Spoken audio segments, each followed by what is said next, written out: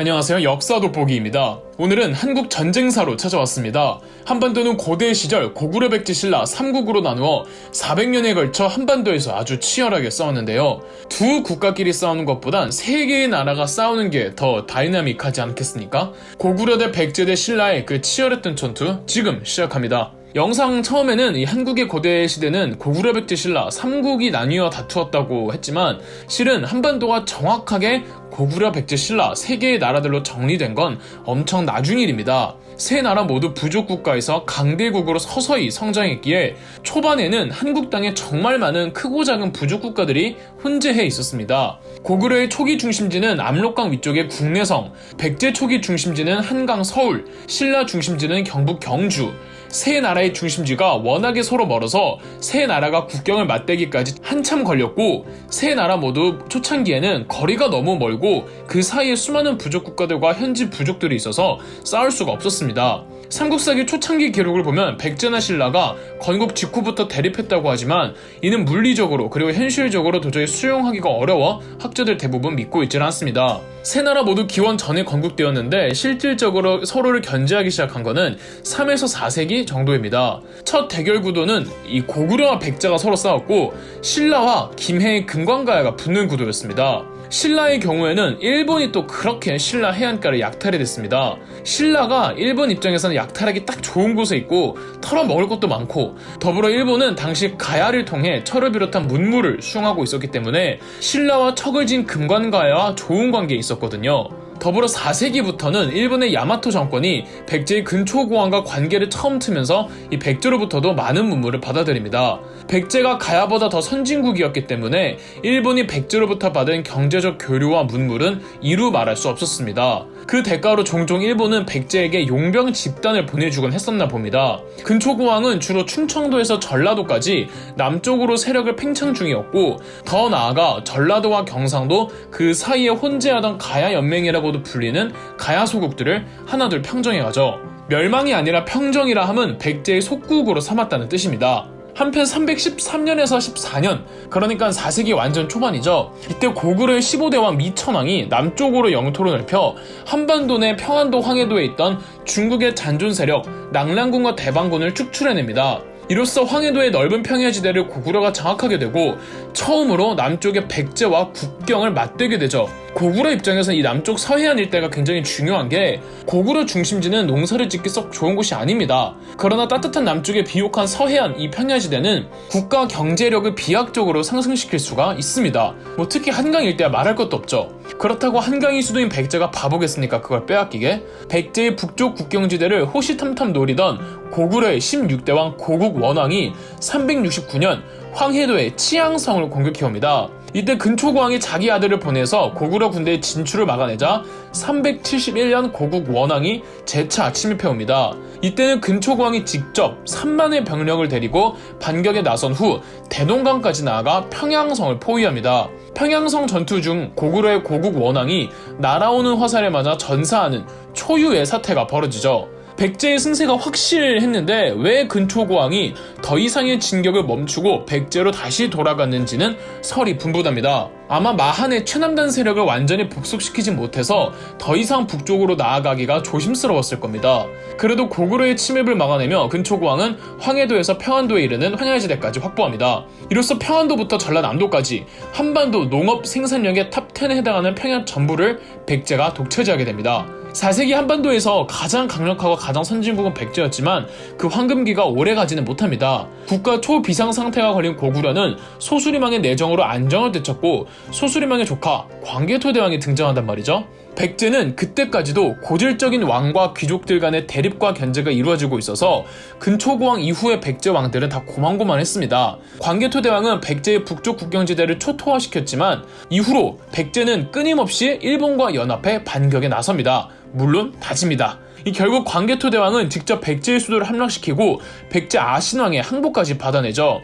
단 광개토대왕이 이때 한강 유역을 되돌려줍니다. 항복을 하고도 정신을 못 차린 백제의 아신왕은 일본 가야연합을 동원해 신라를 옥죄어갑니다. 당시 신라는 남쪽으로 팽창한 고구려와 친선적인 외교 관계에 있었단 말이죠. 신라의 뇌물마립가는 고구려 광개토대왕에게 도움을 요청했고, 광개토대왕은 5만 대군을 이끌고 신라에 침입한 백제일본 가야 연합군을 고구려 기병대로 확 쓸어버리고 낙동강까지 내려갑니다. 413년 광개토대왕에 이어 즉위한 광개토대왕의 아들 20대왕 장수왕은 아버지가 읽어놓은 영토를 중국과의 아주 훌륭한 외교로 고구려를 더 강대국으로 만들어 놓았습니다. 그런데 늘 고구려에게 당한 상처를 보복하려던 백제의 계로왕이 중국과 다시 외교를 맺어 장수왕이 만들어 놓은 국제정세의 판도를 깨려고 합니다. 장수왕은 475년 백제의 수도였던 지금의 서울을 함락시켰고, 심지어 지금의 충청도까지 내려갑니다. 충북 충주에 중원 고구려비가 있다는 것만 봐도 알 수가 있죠. 수도를 빼앗긴 백제는 지금의 충남 공주인 웅진성으로 수도를 옮기죠. 이 광개토대왕 이후 고구려의 내정 간섭을 받기 싫었던 신라는 고구려를 버리고 백제와 동맹을 맺는단 말이죠. 그래서 백제의 계로왕이 장수왕에게 죽고 한강을 빼앗기고 있을 때 신라가 백제를 괜히 도와주다가 같이 장수왕한테 참교육당해서 신라는 충청도까지 나아갈 수 있는 기회를 다 빼앗깁니다. 이렇게 5세기 고구려는 광활한 영토를 구가하며 그때까지 한국 땅에서 나올 수 있는 최대의 강역이 만들어졌죠. 웅진으로 천도한 백제는 귀족들의 힘이 지나치게 강해지고 왕권이 약해지면서 엄청 힘든 시기를 겪습니다. 이때 백제의 속국이었던 가야연맹이 대가야를 중심으로 뭉치면서 독자적인 외교도 하는 등 큰형님 백제로부터 나오려는 기미를 보입니다. 그러나 가야 영토를 어디 백제만 넘본답니까? 신라도 넘보잖아요. 신라는 계속 가야에 대한 압박을 이어가다가 6세기 신라의 버풍왕은 이사부 장군을 앞세워 금관가야를 압박하다가 532년 금관가야의 마지막 왕으로부터 항복을 받아내면서 낙동강 서쪽의 가야 연맹들을 전부 복속합니다. 한편 백제는 어두웠던 암흑기를 극복하고 무령왕, 성왕을 거치며 중흥했고, 특히 성왕 때에 수도를 충남 부여인 사비성으로 옮기는 등 여러가지 계획을 단행하며 백제는 급격하게 커집니다. 그리고 정말 다행히 고구려는 평양성 천도 이후 100여 년에 걸쳐 고질적인 귀족들의 지역 갈등 때문에 그 엄청났던 영광을 유지할 힘을 상실해가고 있었죠. 이 틈을 타 백제가 다시 회복한 것도 있고요. 여하튼 신라의 압박으로 낙동강 서쪽 지역이 전부 신라에게 병합되자 후달린 낙동강 동쪽의 가야 연맹들이 백제의 성왕에게 도움을 요청합니다. 아직까지 백제와 신라는 동맹국이니까 신라가 백제 말은 들을 거 아니에요. 백제 성왕은 말로는 알겠다고 하지만 별다른 조치를 취해주지 않습니다. 되려 가야가 신라와 일본 쪽으로부터 백제의 성왕이 더 이상 팽창하지 못하도록 도와달라며 접근하자 제대로 화가 난 성왕은 가야 연맹 대표들을 사비성으로 불러 크게 꾸짖습니다. 불쾌한 가야 연맹은 이번엔 고구려와 몰래 내통해 백제를 공격해달라고 부탁을 합니다. 가야 연맹의 의뢰로 548년 고구려 군대가 지금의 경기도 오산인 독성산상을 공격합니다. 이때 신라가 구원병을 보내주어 백제가 고구려를 격퇴할 수 있었죠. 덕분에 신라는 충청북도까지 영토를 넓힙니다. 그 후로도 약 2년간 반복적으로 고구려와 백제가 국경지대에서 성들을 빼앗고 빼앗기며 일진일퇴를 거듭하다가 551년에 결정적으로 백제 성왕과 이제 막 친정을 시작했던 신라 진흥왕의 동맹군이 대규모 군대를 이끌고 한강 유역까지 진출해 고구려를 성공적으로 한강 유역에서 쫓아냅니다.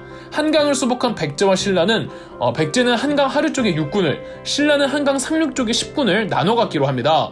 이때 신라 진흥왕이 백제의 성왕의 뒤통수를 쳤다고 알려져 있지만 실상은 백제의 성왕이 되찾은 한강 육군을 자진 포기하고 전 병력을 한강에서 빼내버립니다. 그 이유는 해석만 무성합니다. 백제 병력을 빼자 한강 하류의 육군의 무정부 상태가 되었고 진흥왕이 그 빈자리를 가서 차지했을 뿐이죠. 그리고 진흥왕은 한강 유역을 신주라는 지명으로 정하고 그곳에 금관가야 마지막 왕의 아들이었던 김무력 장군을 신주 지역의 군주로 임명합니다. 포기하는 건 포기하는 거고, 그렇다고 신라가 거길 차지하자 그건 또 배가 아팠던지 554년 백제의 성왕은 백제가야 일본 연합군을 데리고 충청도 방면으로 신라를 공격했습니다. 한강 방면이 아닌 충청도 방면으로 공격한 건 신라의 가운데를 공격해 위아래를 절단시키려는 작전이거나 한강 자체에 큰 미련이 없었다는 거였겠죠. 여하튼 백제 성왕은 태자 창을 앞세워 현재 충청북도 옥천군인 관산성을 함락시켰습니다. 백제 대신들은 이 정도로 만족하자고 했으나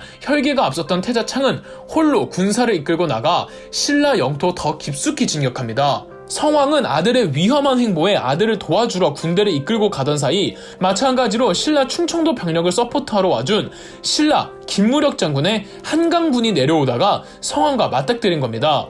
성왕은 신라의 한강군이 고구려 눈치를 보느라 절대 못 내려온다고 판단했거든요.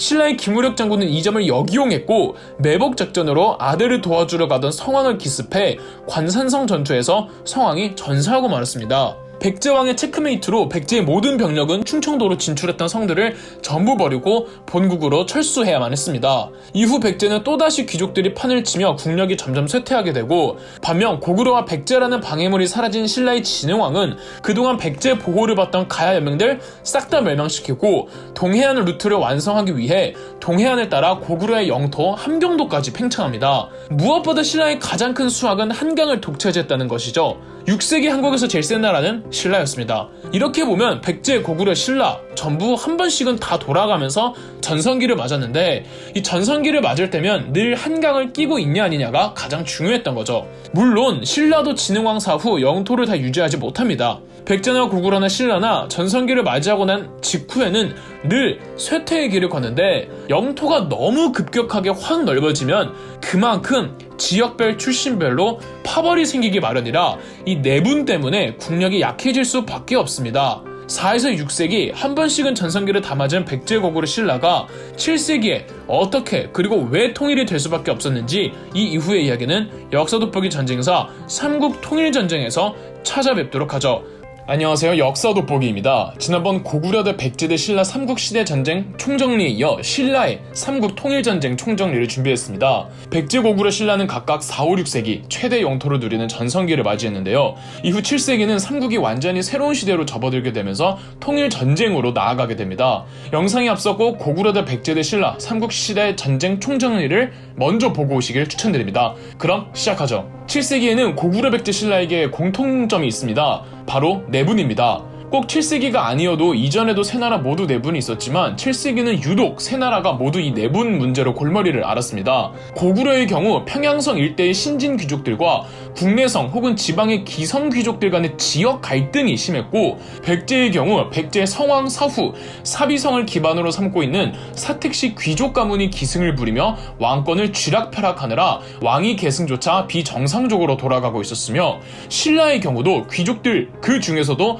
경주 토착 귀족 그 고인물들이 워낙에 힘이 세서 그들만의 리그를 형성하고는 백제만큼 왕권을 위협하지는 않았지만 그래도 지방 귀족들이 들어올 수 없는 폐쇄적인 사회를 형성하고 있었죠. 신라의 진평왕은 이런 귀족들에게 권력을 다 넘길 수가 없어서 아들이 없음에도 굳이 성골이라는 부모 둘 다 반드시 왕족인 사람만 왕을 이을 수 있다는 골품을 새롭게 만들면서까지 왕위를 딸에게 양위를 해주죠. 이렇게 등극한 신라 최초의 여왕이 선덕여왕인데, 선덕여왕 즉위년도에 칠숙 서품의 난도 이 선덕여왕만 아니면 귀족들 중 한 명이 왕이 되는 거라 이 선덕여왕의 즉위에 반대하는 정치적 맥락에서 터져나온 것으로 보이죠. 세 나라 중 제일 먼저 내분을 극복한 나라는 고구려였습니다. 이는 의도치 않은 외부적 충격으로 인해 위기 앞에서 고구려의 단결력이 잠시나마 높아진 것이었는데요. 6세기 말 중국에서 몇백 년 만에 통일왕조 수나라가 나온 겁니다. 당시 고구려는 군부의 입지가 조금 컸는데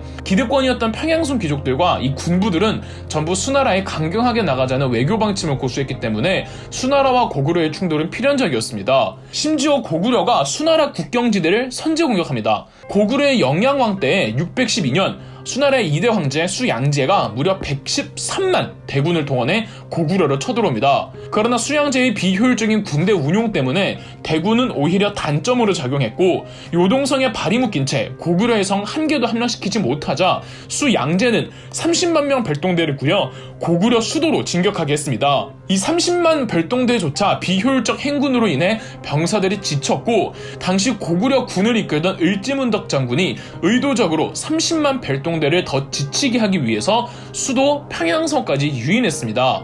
수나라 별동대를 이끌던 우중무는 평양성에 가면 수나라 수군이 기다리고 있어서 그들이 군량미를 보급해 줄 수 있다고 생각했죠. 그런데 이미 수나라 수군은 자기들 멋대로 독단적 작전을 펼치다가 초토화가 된 상황이었고, 소식을 들은 우중문의 별동대는 애써 평양성 근처까지 왔다가 돌아갑니다. 수나라 병력이 퇴각할 때 을지문덕의 고구려군은 지금의 청천강인 살수라는 강에서 수나라 군대를 괴멸시켜버립니다.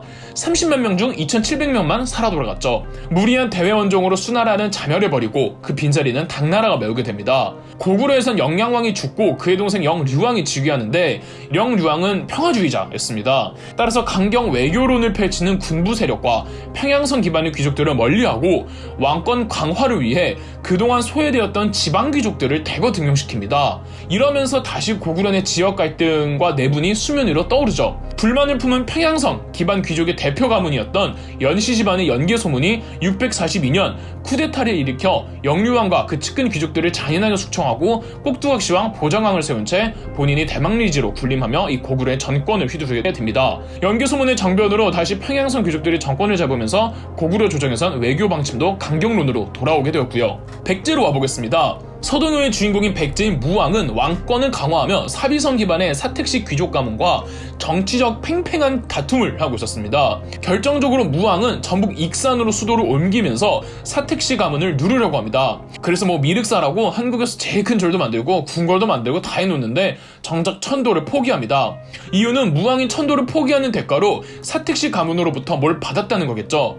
무왕에겐 2명의 왕비가 있었고 각각의 왕비들에게서 낳은 이복 형제들이 있었습니다. 첫 번째 왕비는 전설로는 선화공주로 전해지는 왕비로 실제 누구인지는 알 수가 없습니다만 백제에서 딱히 명망 있는 출신은 아니었으며 아들은 의자였죠.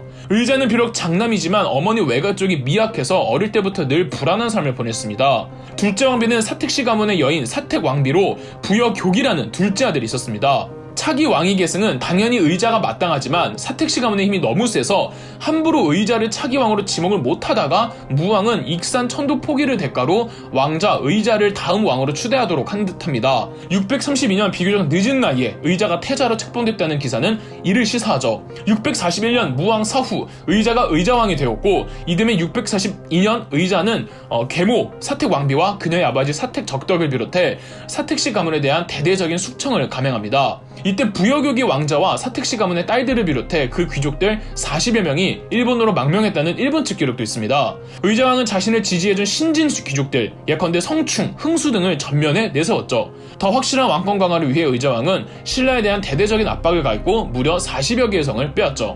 이제 신라로 넘어가 보죠. 신라 역시 아까 말씀드렸듯 경주 토착 진골 귀족들이 선덕여왕을 늘 벼르고 있었습니다. 선덕여왕 다음 왕이 누구냐는 거죠. 이미 성골 남자는 없기 때문에 진골 귀족 중에서 왕이 나와야 하는데 세력으로 봐선 경주 진골 귀족들에서 나와야 했죠. 선덕여왕은 본인의 정치적 지지를 위해 김유신을 필두로 하는 가야계 출신 귀족들과 연합하고 비주류 진골 귀족이었던 김춘추와도 힘을 합칩니다. 어쨌든 토착 귀족들에게 왕위를 물려주기 싫었던 선덕여왕은 차라리 그들과 거리가 먼 비주류 귀족이자 왕족이기도 했던 김춘추에게 왕위를 넘겨주려고 했죠. 그런데 때마침 의자왕이 왕권 강화를 위해 신라의 국경 성들을 함락시키고 있었고 이는 선덕여왕 정권의 치명적인 약점이 됩니다. 더불어 의자왕은 경남 합천의 대야성을 함락시키는데 여기에 김춘추의 사위와 딸이 있었던 것으로 봐서 김춘추의 세력지였던 듯합니다. 이토록 중요한 성을 잃자 김춘추와 선덕여왕의 정권은 크게 위협을 받았고 상황을 타개하고자 김춘추가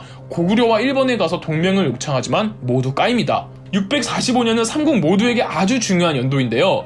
우선 연개소문 정변 후 강경 노선으로 바꾼 고구려와 당나라가 사이가 점차 안 좋아지다가 당태종 이세민이 고구려를 공격한 겁니다. 당태종은 고구려 공격에 앞서 신라에게 이 고구려 남쪽 국경지대를 공격하라고 지시하는데 신라가 백제가 무서워서 함부로 군대를 북쪽 국경지대로 옮기기 곤란하다고 하자 당나라는 백제에게 절대 신라를 공격하지 말라고 합니다. 그렇게 신라가 군대를 고구려 남쪽으로 향하게 하는데 백제가 당나라 말 무시하고 신라를 공격해버린 겁니다. 당태종은 수양제와는 비교도 할 수 없을 정도로 유능한 황제였습니다. 고구려의 성 단 한 개도 함락시키지 못한 수양제와는 달리 당태종 이세민은 만주 지역의 고구려 1차 방어선 대부분을 박살내지만 이 당태종은 안시성에서 발이 묶였고 결국 성을 함락시키지 못한 채 철수해야만 했습니다. 이 고구려 당나라 전쟁 이후 신라에서는 선덕여왕의 몸이 쇠약해져 오늘 내일 할 때 노골적으로 선덕여왕이 김춘추에 대한 양해를 준비하는 듯 하자 여기에 불만을 품고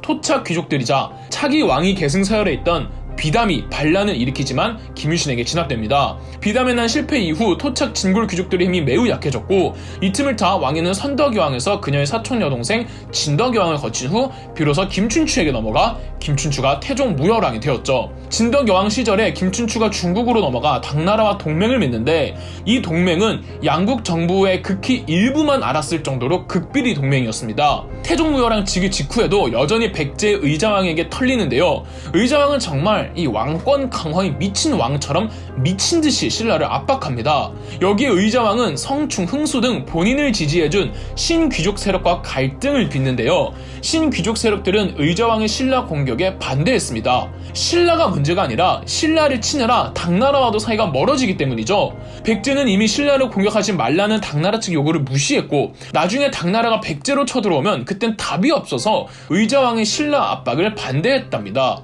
의자왕은 비단 외교 문제뿐 아니라 후계 문제로도 귀족들과 멀어지는데 어릴 적 귀족들에게 탄압을 너무 받아온 의자왕은 아예 귀족 자체를 약화시키려고 했고 다음 왕위를 계승할 태자를 귀족들의 지지를 받던 장남 부여 융에서 왕족의 지지를 받던 차남 부여 효로 교체를 해버립니다. 더불어 귀족들을 원리하고 왕족들을 대거 요직에 앉혔죠. 계백 또한 그런 맥락으로 보입니다. 계백이 왕족 출신이라는 말이 있거든요. 더불어 흥수는 파직당하고 성충은 옥중에서 사망하죠. 이걸 두고 의자왕이 실정을 했다고 과장되어 전해지는 겁니다. 성충이 죽기 직전 남긴 유언에도 당나라와 신라가 쳐들어오면 어떻게 막으라는 내용만 있을 뿐 의자왕의 사치와 향락을 문제삼는 구절은 단 한 줄도 없습니다. 659년 돌궐족의 반란을 진압한 당나라는 본격적으로 신라와 함께 백제 침공을 계획했고 660년 경기도 이천에서 만난 나당 동맹군은 당나라 13만 수군은 금강을 통해서 김유신의 신라군은 탄현을 지나 사비성으로 진격합니다. 당연하게도 백제 입장에선 신라군 5만보다 당나라군 13만이 훨씬 급했고 백제에 가용한 모든 병력은 금강에 투입시키고 최소 병력만 신라군 방어에 투입이 됐습니다. 이렇게 계백의 5천 결사대가 조직이 되죠. 금강 방어전에선 이 금강 하구에서 당나라와 싸울 건지 아니면 사비성 안쪽까지 당나라 배를 유인했다가 매복으로 기습할 건지를 두고 의견이 갈립니다. 유배 갔던 흥수와 옥중에서 성충이 남긴 유서에는 하구에서 막으려고 했었으나 도저히 13만을 하구에서 싸울 용기가 나지 않았던 백제군은 강 안쪽으로 유인하기로 합니다. 그러나 의자왕의 극단적인 왕권 강화로 국로는 귀족계와 왕족계로 완전히 분열된 상태에서 금강 방어를 맡은 백제 군대는 귀족계 병력들이었고 당나라를 유인만 했을 뿐 별다른 공격을 취하지 않습니다. 한편 신라군을 막으러 갔던 계백의 5천 결사대도 황산벌에서 패배하자 의자왕은 왕실 사람들과 함께 과거 수도였던 웅진으로 도망갑니다. 웅진성에서 항전하던 중 웅진성의 성주였던 예식진이 배신하여 성문을 열고 의자왕을 바치면서 660년 백제는 공식적으로 멸망되었습니다. 이후 당나라는 한반도의 신라와 손을 잡아 백제를 멸망시킨 뒤 바로 고구려를 치러 가지만 이번에도 연개소문이 직접 이끄는 기병대에게 된통당에 돌아갑니다. 어떻게 해도 당나라는 고구려를 체크메이트 시키지 못하는 와중에 당나라에게 정말 뜬금없는 일이 일어나는데요. 연개소문사 후 대망리지를 계승한 연개소문의 장남 연남생이 당나라로 망명을 해버린 겁니다. 연남생의 지방 순시 중 연개소문의 둘째 아들 연남건이 반란을 일으켜 정권을 탈취해서인데요. 이거 이유는 알 수는 없지만 연남생이 평양 귀족보단 지방 귀족들을 더 등용하려고 하자 불만을 품은 평양 귀족들이 연남건을 부추겨 형 연남생을 내쫓아버린 겁니다. 결국 고구려는 그 고질적인 지역 갈등 문제를 해결하지 못했던 거죠. 왕보다 더 막강한 권력을 주고 국가기밀을 다 알고 있던 연남생이 적국 당나라로 넘어가자 신난 당나라는 연남생을 앞세워 고구려를 침공했고 연남건은 수도 평양성에서 항전했지만 당나라의 거짓말에 속은 연개소문의 막내 아들 연남산과 고구려의 국왕 보장왕이 성문을 열면서 수도는 함락되고 668년 고구려는 멸망합니다. 삼국통일전쟁의 마지막은 이 나당전쟁으로 이어지기 때문에 이 다음 이야기는 역사돋보기 나당전쟁 편을 참고해주세요. 안녕하세요, 역사돋보기입니다. 흔히들 중국과 싸워서 대승리를 거둔 나라 하면 고구려를 가장 먼저 떠오르시죠? 고구려에게 가려져 있는 국가와 전쟁이 있습니다. 바로 그 강력했던 당나라를 상대로 승리한 신라입니다. 이 나당전쟁에서 신라가 이겼다고만 알고 있지 그 드라마틱한 세부 과정은 다들 모르시는 것 같더라고요. 삼국 통일을 마무리했던 신라의 통쾌하면서도 치열했던 나당전쟁 지금 시작합니다. 신라는 당나라와 동맹을 맺어 660년에 백제를 멸망시켰고 그로부터 8년 후였던 668년 고구려를 멸망시켰습니다. 엄연히 두 나라는 동맹국이었는데 왜 갑자기 싸우게 된 걸까요? 신라와 당나라 동맹의 균열은 일찍이 백제를 멸망시킬 때부터 존재했습니다. 당나라 갑질이 심해도 너무 심했는데요. 아무래도 이 당나라가 더 큰 나라이다 보니까 신라가 고개를 숙이고 가야 하는 부분도 없지 않아 있었습니다. 그러나 백제 멸망 전 당시 당나라 사령관 소정방은 신라군 장교를 처형하겠다며 너무 막 나가는 겁니다. 그래서 신라군 사령관 김유신은 당나라 소정방과 한판 언성을 높이며 싸우기까지 한 적도 있었습니다. 그나마 김유신이 신라의 입장과 당시 국왕이었던 태종무열왕 김춘추의 체면이 있었기에 많이 참은 거였죠. 김유신과 소정방의 갈등이 나당 동맹에 큰 균열을 일으켰다고 볼 수는 없지만 전반적으로 당나라가 신라를 무시하는 경향이 너무 노골적이었고 신라 측 불만도 이만저만이 아니었다는 거죠. 무시당한 자존심 상하는 건 그냥 눈 딱 감고 넘어가려고 해도 정치적으로 용인할 수 없는 사건들이 터집니다. 660년 백제가 멸망하고 663년까지 약 3년 정도 나당 동맹군은 백제 부흥군을 진압하기 위해 싸웁니다. 백제 부흥군을 진압하긴 진압했는데 당나라가 제멋대로 백제 옛땅에 웅진 도독부라는 걸 설치해서 이 당나라가 간접 지배를 해대는 겁니다. 애초 김춘추가 처음 나당 동맹을 맺을 땐 신라가 백제를 멸망시키고 당나라가 고구려를 멸망시킬 때 서로 협조하며 백제 땅은 신라가, 고구려 땅은 당나라가 먹는 게 약속이었습니다. 그런데 옛 백제 땅에 당나라가 지배권을 행사하려고 하니까 이건 약속 위반이죠. 심지어 당나라는 신라를 계림도독부라고 자의적으로 부르며 신라의 왕 문무왕을 계림도독이라며 멸시하기도 했습니다. 도독은 이 누군가의 임무를 받아 부임지에 발령된 관직의 일종인데 동맹국인 신라를 하나의 나라로 생각하지 않고 무슨 지네 지방 행정 취급을 하는 거 아닙니까? 심지어 백제 부흥군 진압 후 당나라는 웅진 도독부의 도독이었던 의자왕의 아들 부여윤과 신라의 문무왕을 강제로 회담장에 데리고 와서 억지로 화해를 시키고 다시는 싸우지 않도록 맹약을 맺게 합니다.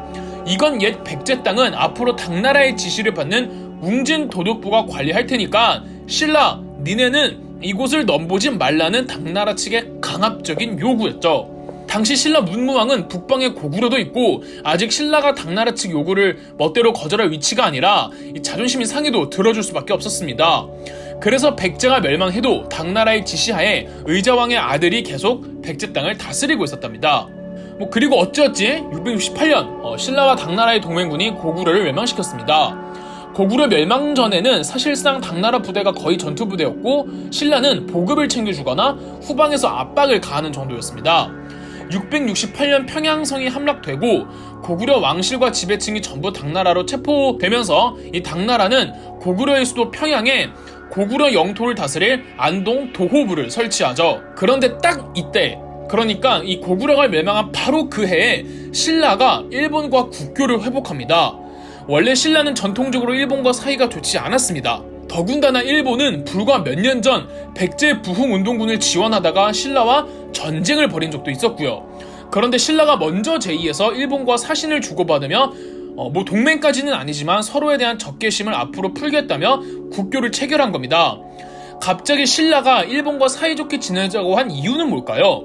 다른 큰놈이랑 싸우기 전에 미리 남쪽의 후방을 안정시키기 위함이 아닐까요? 그 큰놈이랑 싸우는 와중에 일본이 그놈에게 붙어먹으면 안 되니까 미리 이야기를 해두는 거죠. 백제와 고구려가 멸망한 시점에 그 큰놈은 누구겠습니까? 당연히 중국의 당나라였죠. 고구려가 멸망하자마자 신라가 일본과 국교를 맺은 건 고구려 멸망 그 이전부터 이미 신라의 문무왕은 당나라와 싸울 생각을 갖고 있었던 것으로 보입니다.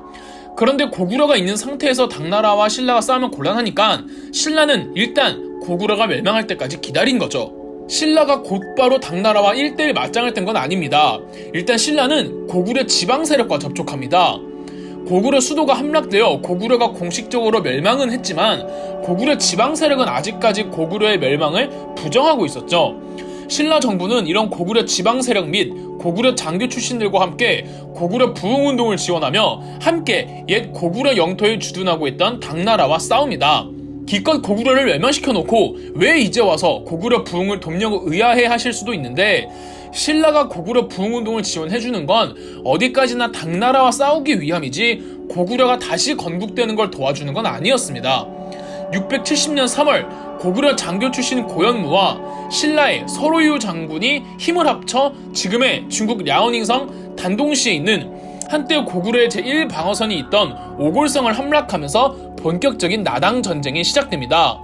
동시에 신라 정부는 황해도에서 고구려 유민들을 규합하여 부흥운동을 꿰차던 건모잠 장군과 고구려 왕족 출신 안승을 후원합니다. 건모잠의 세력은 삽시간에 팽창했고, 건모잠이 북쪽에서 활약해주는 사이 신라군은 고구려 부흥운동에 지원하면서도 옛 백제 땅에 남아있던 웅진 도독부의 당나라 군대와 싸웁니다. 백제의 옛 성들은 하나둘 신라에게 점령됐고, 671년 10월에는 신라의 부대가 당나라의 굴량 운반선 70척을 격파하는 쾌거를 이뤄내기도 했습니다. 그런데 정작 건모잠과 안승 사이에 내분이 일어나 안승의 건모잠을 살해하고 본인이 부흥운동의 주도권을 잡으면서 고구려 부흥운동이 삐그덕거립니다. 그 사이 당나라는 671년 고구려 부흥운동을 진압하기 위해 고간을 사령관으로 해서 진압군 4만을 고구려에 투입시킵니다. 고구려 안승은 리더십이 꽝이었고, 고간이 이끄는 당나라 군대에 연전 연패만 하고, 고구려 부흥군과 힘을 합치고 있던 신라군도 마찬가지였죠.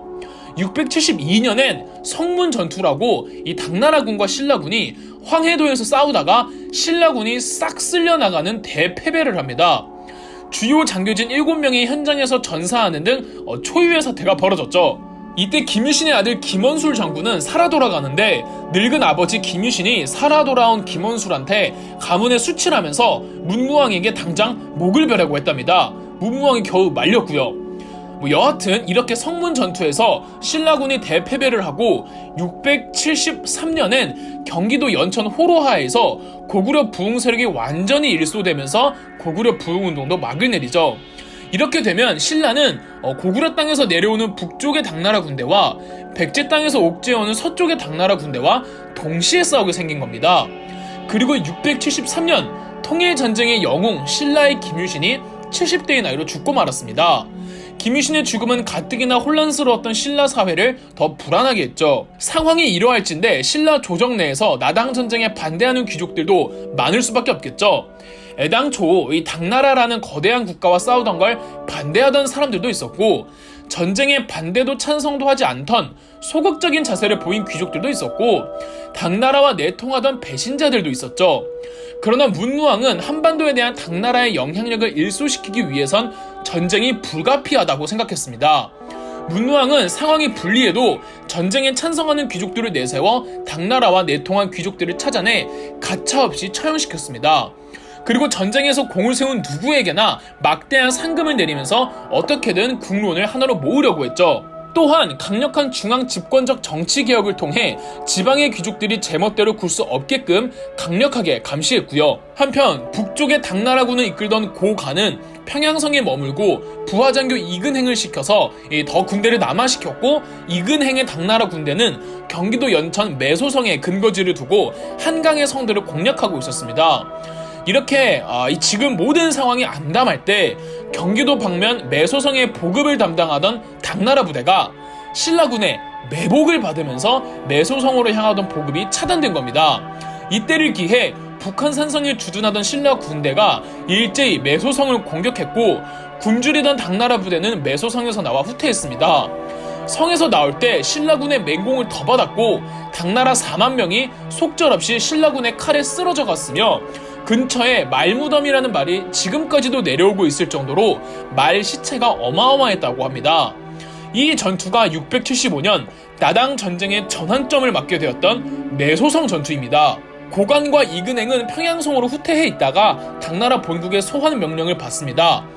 참고로 이 매소성 전투에 김유신의 아들 김원술이 참전해서 예전에 그 참욕을 만회했죠. 매소성 전투에서 패배하고 사령관들은 본국 소환 명령을 받았지만 당나라 군대는 한강과 임진강 유역에서 계속 신라의 성들과 싸우며 일진일퇴를 거듭해갔습니다. 다만 매소성 전투를 기점으로 당나라 군대는 더 이상 한강을 넘어오지는 못하고 있었습니다. 그렇다면 당나라 입장이라면 이 서해안에서 당나라의 수군이 신라의 허리를 잘라버려서 북쪽에 있는 당나라 육군이 다시 안전하게 내려올 수 있도록 해야 했습니다. 서해안을 따라 육지로 들어오면 신라의 수도 경북 경주와 한강 사이를 끊어버릴 수 있잖아요. 이 절치부심한 당나라 부대는 수군들을 있는 대로 끌어모아 금강 하구인 기벌포로 향했습니다. 이 기벌포를 통과 후 강을 따라 쭉 따라가면 충남의 내륙지방이 나오거든요. 이 당나라 측 사령관은 다름 아닌 서린귀였습니다. 서린귀의 당나라 수군은 반드시 기벌포에서 승리를 해야만 매소성 전투의 패전을 만회하고 지금의 경기 충청권에 대한 당나라의 지배력을 회복할 수 있었죠. 참고로 이 기벌포는 백제 멸망 전에 성충이 죽으면서 당나라가 쳐들어오면 무조건 막으라고 의자왕에게 충고했던 그 지역입니다. 서린귀가 이끄는 수군이 기벌포를 향하자 문무왕도 시득이란 장수를 기벌포로 보냅니다. 시득이란 장수가 누구인지 제대로 나오지 않고 또 시득이 이끌었던 병력의 수도 제대로 명시되어 있지 않아서 이게 참 아쉽습니다. 이는 당나라 측 병력도 마찬가지인데 이 전쟁이 국면을 장악하기 위한 최종전이라고 임했기 때문에 신라나 당나라나 전부 가용한 병력은 전부 다 때려박지 않았을까 합니다. 676년 11월 한 달간 크고 작은 전투를 기벌포에서 23번이나 치렀는데 첫 전투에서만 신라군이 타격을 받았고 나머지 22번의 전투를 모두 이기면서 서린귀의 수군은 본국으로 후퇴하였습니다. 당나라 적군 4,000명이 죽었다고 하며 당나라의 마지막 회생책이었던 서린귀의 한반도 중부지방 진출이 좌절되어 버렸습니다. 이 전투가 기벌포 해전입니다. 바다 위에서 23번 중 22번을 싸워 모두 이긴 시득이란 장수도 참 대단하고 당나라와 싸워 이기려면 무조건 기벌포에서 싸우라고 했던 백제의 성충도 참 대단하죠. 물론 의자왕이 그렇게 한 게 아니라 신라가 얼떨결에 기벌포에서 당나라를 막아냈고 나당 전쟁을 승리로 이끌었지만 그래도 이 성충의 예언 소름 돋지 않나요? 기벌포 전투로 패전했는데도 만약 당나라가 전쟁을 이어나가려고 했다면 장기전으로 끌고 갈 수 있었을 겁니다. 그런데 정말 의도치 않게 신라를 도와주던 나라가 있었으니 바로 티베트였습니다. 당시 당나라는 서쪽의 티베트와 치열하게 싸우고 있었고 그쪽 전선도 당나라에게 불리하게 돌아가고 있었습니다. 나당 전쟁은 이 당나라가 공격하는 쪽이고 티베트와의 전쟁은 당나라가 수비하는 쪽이었기 때문에 둘 다 불리하면 당연히 수비 쪽을 강화하고 공격 쪽을 포기해야만 했습니다. 그래서 나당 전쟁에 투입된 당나라 병력은 아마 최소였을 겁니다. 더군다나 당시 당나라 황제 고종은 몸이 쇠약해져 있었고 정권은 그의 부인 측천무후가 좌지우지하고 있었는데 측천무후는 신라와의 전쟁을 굳이 고집하고 싶어하지 않았습니다. 측천무후는 결국 기벌포 전투의 패전으로 더 이상 희망이 없다고 판단해서 한반도에 주둔하고 있던 전 당나라 병력을 본국으로 후퇴하라는 명령을 내렸습니다. 이로써 백제의 웅진 도독부는 완전히 소멸했고 평양에 있던 안동 도호부도 요동 지역으로 넘어오게 됩니다. 이것이 나당 전쟁이며 나당 전쟁의 승리로 삼국 통일 전쟁도 그 막을 내리게 됩니다. 어떤가요? 신라의 승리로만 알고 있던 나당 전쟁도 알고 보니 정말 우여곡절이 많은 전쟁이었고 어렵게 얻은 만큼 값진 승리였죠. 덕분에 우린 중국에게 안 먹히고 그대로 고려로 그리고 조선으로 통일된 왕조로 이어졌던 거죠. 그럼 역사 돋보기였습니다. 영상 재미있으셨다면 구독과 좋아요, 알림 설정까지 해주시면 감사드리겠습니다.